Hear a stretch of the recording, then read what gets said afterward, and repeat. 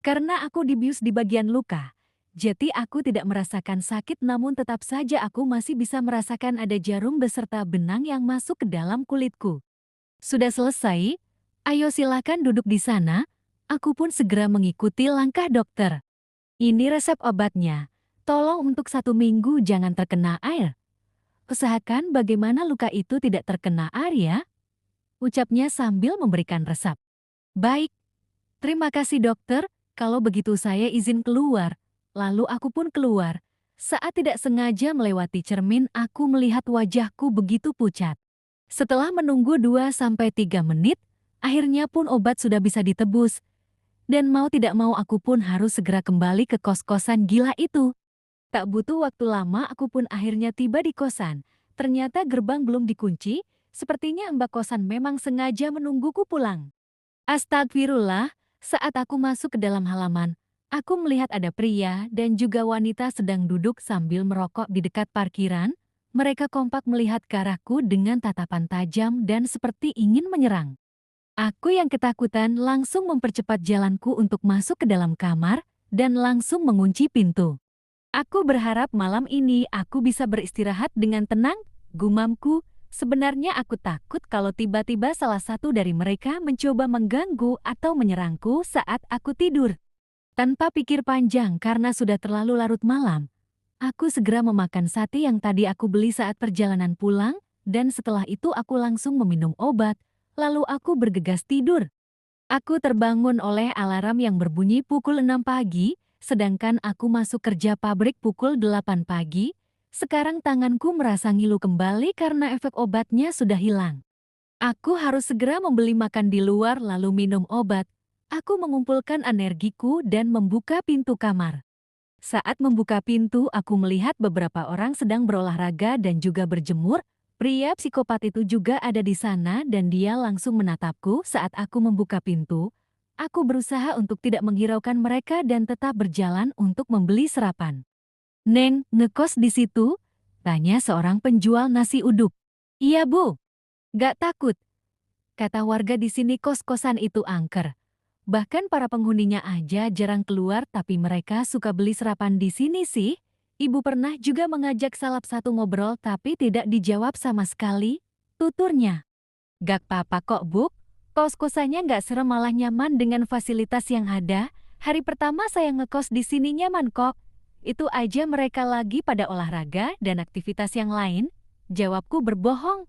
Ya sudah, ini Neng Jati 10.000. Aku pun memberikan uang pas. Setelah itu mengucapkan terima kasih. Sekarang jam sudah menunjukkan jam 7:40. Aku pergi ke pabrik dengan berjalan kaki karena memang jarak kos-kosan ke pabrik sangatlah dekat. Duluan, aku menyapa pria psikopat itu. Aku bersikap seperti tidak terjadi apapun di antara kami. Saat aku akan finger absen, aku melihat para karyawan di sini seperti terfokus pada mading yang tak jauh dari mesin finger. Begitu melihat kedatanganku mereka langsung menatapku dengan tatapan jijik. Dasar murahan, ucap salah satu di antara mereka. Karena aku penasaran aku pun berlari ke arah mading. Astaga, aku melihat ada foto-fotoku yang sedang berciuman dan juga berpelukan dengan pria psikopat itu. Kukira calon supervisor itu orang yang halim, ternyata orang yang sangat murahan ya, ucap Sandra. Jesse, Sandra, pasti ini ulah kalian. Dasar kurang ajar. Karena aku benar-benar emosi akhirnya aku pun menyerang Jesse. Aku menjambak, menampar dan memukul wajahnya dengan sangat keras. Berapa hari yang lalu aku ditunjuk oleh atasanku untuk menjadi calon supervisor di pabrik ini. Mungkin Jesse dan Sandra iri karena kita kontrak masuk bersama sedangkan aku naik jabatan duluan. Oh, kurang ajar. Sakit orang udik, Jesse juga melawan.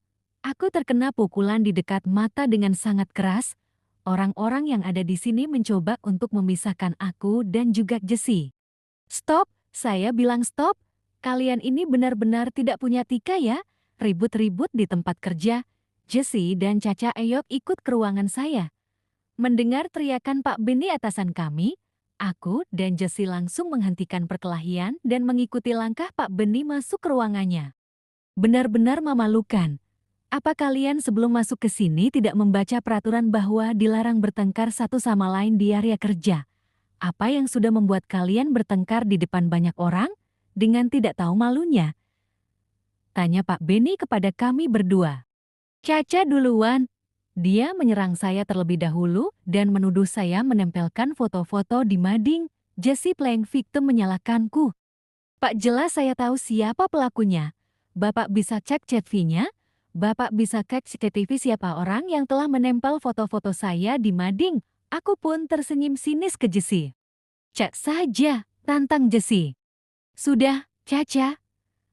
Mau apapun masalahnya, kamu tidak berhak untuk memukul orang. Apa kamu di sini mau menjadi preman? Saya sebagai HRD sangat kecewa pada kamu ya. Sepertinya atasan di divisi kamu salah telah menunjukkanmu naik jabatan. Aku terdiam mendengar ucapan Pak Robi. Sebagai HRD dia benar-benar tidak bijak menyikapi masaku dan juga Jessie. Sudah, sekarang kamu keluar sajalah tidak. Usah kerja lagi besok. Saya akan memberikan Pak Laring dan juga uang tunjangan. Lututku langsung lemas mendapat pemecatan dari Pak Robi. Aku pun langsung keluar dari ruangan HRD, dan sebelum aku pergi, aku merobek foto-fotoku yang terpampang di mading. Setelah itu, aku pergi membawa foto itu. Tak terasa aku sudah 1 bulan lebih di kosan ini. Aku sebenarnya ingin sekali pindah dari sini, namun apa dah aku masih ingat ancaman-ancamannya yang diberikan kepadaku. Selama itu pula aku menjadi pengangguran. Tok! Tok! Tok! Saat aku sedang terdiam memainkan ponselku, tiba-tiba saja aku mendengar pintu kamarku diketuk. Ada apa? Tanyaku datar. Namaku, Dante Morati. Pria psikopat itu tiba-tiba hadir di depan pintu dan mengajakku untuk bersalaman. Ya, aku Caca. Lalu aku pun berniat untuk menutup pintu kembali. Tunggu, kamu sudah 1 bulan lebih di sini? Ayo kita makan-makan bersama di Ola. Dante menahan pintu tersebut agar tidak ditutup.